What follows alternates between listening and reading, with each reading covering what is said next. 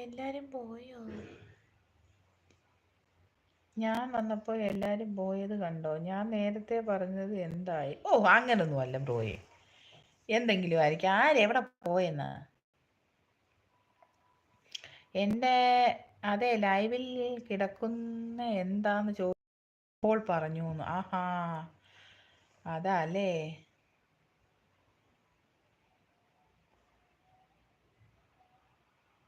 എന്തോ പറയാൻ. ആദൂന്ന് പറഞ്ഞപ്പോൾ എനിക്ക് പെട്ടെന്നില്ല. ആതിരാ ദിലീപ്, അങ്ങനെയാണ് പേര് അതിൻ്റെ. ഇപ്പം മനസ്സിലായി. അന്നേരം പറഞ്ഞ അച്ചായൻ പറഞ്ഞപ്പോൾ മനസ്സിലായി എനിക്ക് ആ സംഭവം പുള്ളിക്കാരി ഏതാന്നുള്ള.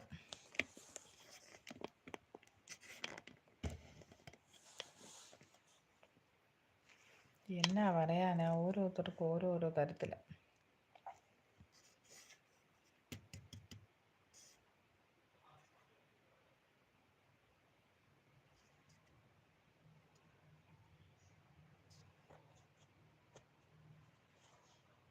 ഞാൻ ആദ്യക്കുട്ടി എന്നാ വിളിക്കുന്നയാണോ?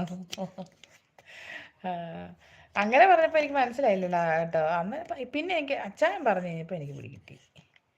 ഇന്നതാണ് സംഭവം, ഇന്ന ആളാണ് എന്ന് മനസ്സിലായി.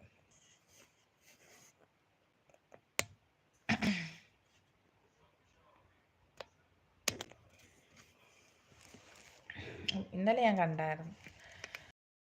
എൻ്റെ മറ്റേ ഫോൺ പിള്ളേരയില്ല, അല്ലെങ്കിൽ നോക്കായിരുന്നു.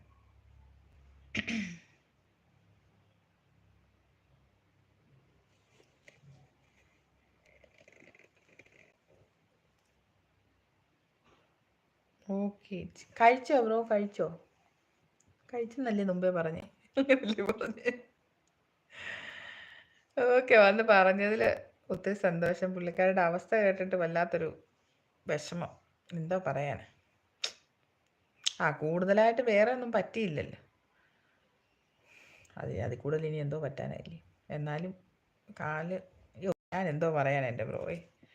അനുഭവിക്കുന്നവർക്കായിരിക്കും എൻ്റെ പാടെന്തോ. പണ്ട് അച്ഛനൊന്ന് വീണതാ. ചേട്ടൻ്റെ അച്ഛന് ബൈക്കിൽ നിന്ന് ഒരിടത്തുനിന്ന് എന്താ പറയുക, റോഡ് സൈഡിൽ വെച്ച്, അവിടെ നമ്മുടെ ഏത് സ്ഥലമായിരുന്നത്, കോഴഞ്ചേരി തോന്നുന്നൊരു സ്ഥലം ഉണ്ടായിരുന്നു. ആ സ്ഥലത്തിൻ്റെ പേര് ഞാൻ മറന്നുപോയി. ഇടയ്ക്കൂടെ ഒരു ചെറുക്കന്മാർ, സ്കൂളിൽ പഠിക്കുന്ന ചെറുക്കന്മാർ, അവർ ഇച്ചിരിയും ഗ്യാപ്പേ ഉള്ളായിരുന്നു. ചേട്ടൻ വണ്ടിയും കൊണ്ട് നിൽക്കുന്ന, അച്ഛൻ പുറയിൽ ഇങ്ങനെ കയറാൻ തുടങ്ങുന്നു. അപ്പം ഇടയ്ക്കൂടെ എവിടുന്ന് വന്നതെന്ന് അറിയത്തില്ല, അവരുടെയും ആ വണ്ടിയുടെ ഇതിൻ്റെ റോഡിൻ്റെ ഈ ഇതുണ്ടല്ലോ, നടക്കുന്ന സൈഡ്, അതിൻ്റെയും കൂടെ ഇടയ്ക്കൂടെ വണ്ടിയും കയറ്റിക്കൊണ്ടുപോകും. ഒറ്റയിടി അച്ഛൻ മുകളിൽ പൊങ്ങി താഴെ വീണു. പ്രായമുള്ള മനുഷ്യനല്ലേ. പിന്നെ അവിടുന്ന് പൊയ്യാനിലെ ഹോസ്പിറ്റലിൽ കൊണ്ടുപോയി. അവിടുന്ന് പിന്നെ കോട്ടയത്ത് ആശുപത്രിയിൽ കൊണ്ടുപോയി. അപ്പം നടുവിന് പൊട്ടൽ വന്നു, നല്ലൊരു ക്രാക്ക്. വയസ്സായവരല്ലേ, എന്തോ ചെയ്യാൻ, കൂടുതൽ ഓപ്പറേഷനോ കാര്യങ്ങളൊന്നും ചെയ്യാൻ പറ്റത്തില്ല. പിന്നെ കിടപ്പായിരുന്നു, വെയിറ്റൊക്കെ ഇട്ട് കിടത്ത് 3 മാസത്തോളം അച്ഛൻ കിടപ്പായിരുന്നു. പിന്നെ അങ്ങ് ശരിയായി. മുട്ടയുടെ വെള്ളയൊക്കെ കൊടുത്തു, അങ്ങനെ അങ്ങ് ശരിയായി. മുട്ടയുടെ വെള്ളം കൊടുക്കണമെന്ന് പറഞ്ഞു കോട്ടയത്ത് ആശുപത്രി എന്ന് പറഞ്ഞു. മുട്ടയുടെ വെള്ളം മഞ്ഞ കഴിക്കരുത്, വെള്ള ഒരു ദിവസം 3 എണ്ണം അങ്ങാണ്ട് വെച്ച് കൊടുക്കണം, അന്നേരം പെട്ടെന്ന് അങ്ങ് ഇതാവുമെന്ന് പറഞ്ഞു. അങ്ങനെ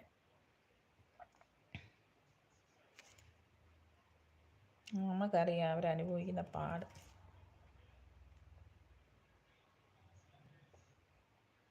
ജോണി ബ്രോ, ഹായ്.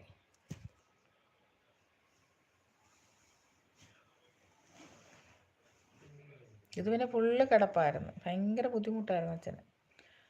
അങ്ങനെയായിരുന്നു. ഇത് കാലായതുകൊണ്ട് പിന്നെ പുള്ളിക്കാരിക്ക് ഇറങ്ങി ഒന്ന് ബാത്റൂമിലൊക്കെ പോകാൻ പറ്റുമല്ലോ. ഇത് പിന്നെ അങ്ങനെ പോലും പറ്റത്തില്ലായിരുന്നു. ഒത്തിരി അനുഭവിച്ചു അച്ഛന്. ഹായ് ബ്രോയെ, ഹായ്. കഴിച്ചിട്ട് വന്നാണോ? ബാക്കി എല്ലാവരും പോയി. എല്ലാവരും ടി വിയുടെ മുന്നിലാണെന്നാണ് എനിക്ക് തോന്നുന്നത്. ക്രിക്കറ്റ് നടക്കുന്നത് അതിൻ്റെ മുൻപിലാണെന്നാണ് എനിക്ക് തോന്നുന്നത്. യാ എനിക്ക് തോന്നുന്നു അതാരെയും കാണാത്തതെന്ന്. ജയിച്ചിട്ട് എല്ലാവരും വന്നാൽ മതി. ഇവിടെ എനിക്ക് മെസ്സേജ് വരുന്നുണ്ടായിരുന്നു, ഇപ്പം വരുന്നില്ല. മുമ്പെല്ലാം വരുന്നുണ്ടായിരുന്നു.